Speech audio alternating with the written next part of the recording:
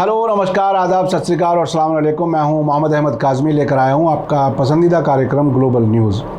इस वक्त बड़ी खबर लेबनान की राजधानी बेरूत से है, जहां हिजबुल्लाह के डिप्टी सेक्रेटरी जनरल शेख ईसा कासिम ने कहा है कि इजराइल के मुकाबले के लिए लेबनान और फ़िलिस्तीन के सभी मोर्चों पर रेजिस्टेंस ग्रुप्स एकजुट हो गए हैं। अल मनार टेलीविज़न चैनल की रिपोर्ट के मुताबिक शेख कासिम ने एक तकरीर में कहा है कि इजराइल के साथ समझौतों से एक बालिश्त ज़मीन भी उसके कब्जे से आज़ाद नहीं हुई है, जबकि रेजिस्टेंस ने गज़ा और साउथ लेबनान को आज़ाद कराने में कामयाबी हासिल की है। उन्होंने कहा है कि फ़िलिस्तीन और लेबनान के सभी मोर्चों पर अब इस्लामी रेजिस्टेंस एक साथ हैं, इसलिए अब इजराइल की उल्टी गिनती शुरू हो चुकी है।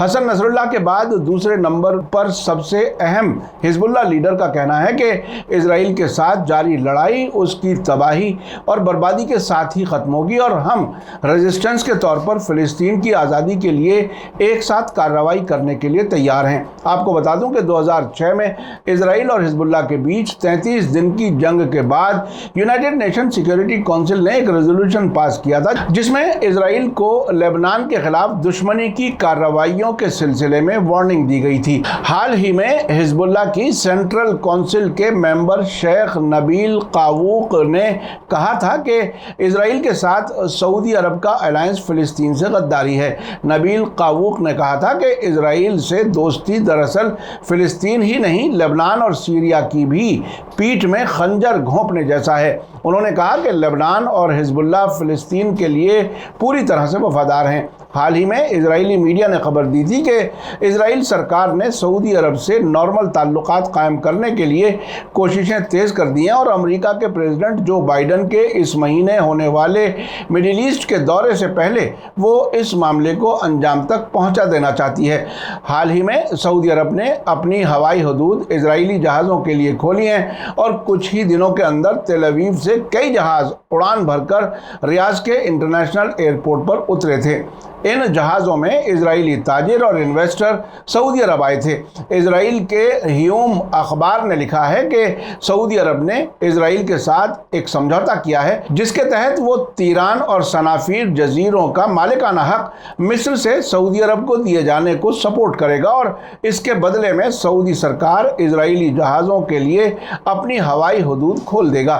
अब से पहले इजराइल से भारत, यूनाइटेड अरब एमिरेट्स और बहरीन आने वाले जहाज़ों को ही सऊदी अरब के हवाई हदूद से उड़ान भरने की इजाज़त थी, लेकिन अब के बाद ये इजाज़त इजराइल से सभी मुल्कों के लिए जाने और आने वाली उड़ानों के लिए होगी।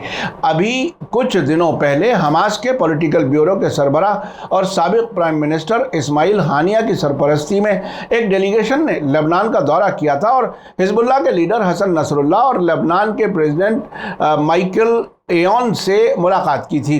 इस मौके पर इस्माइल हानिया ने कहा था कि अगर इजराइल लेबनान के समंदर से तेल और गैस चुराता है तो वे उसका मुकाबला करने में लेबनान की मदद करने के लिए तैयार हैं।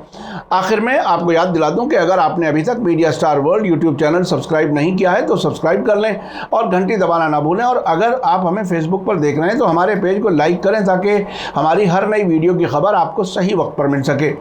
इसी के साथ मुझे दीजिए इजाज़त। ग्लोबल न्यूज़ का ये एपिसोड आपको कैसा लगा कमेंट्स में ज़रूर लिखें।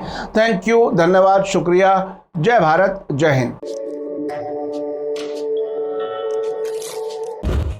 मीडिया स्टार वर्ल्ड के और वीडियो देखने के लिए हमारे चैनल को सब्सक्राइब करें और सीधे नोटिफिकेशन पाने के लिए बेल आइकन दबाएं। और अगर हमारी खबर सच्ची और अच्छी लगे तो अपने व्हाट्सएप, इंस्टाग्राम, फेसबुक और ट्विटर अकाउंट पर ज़रूर शेयर करें।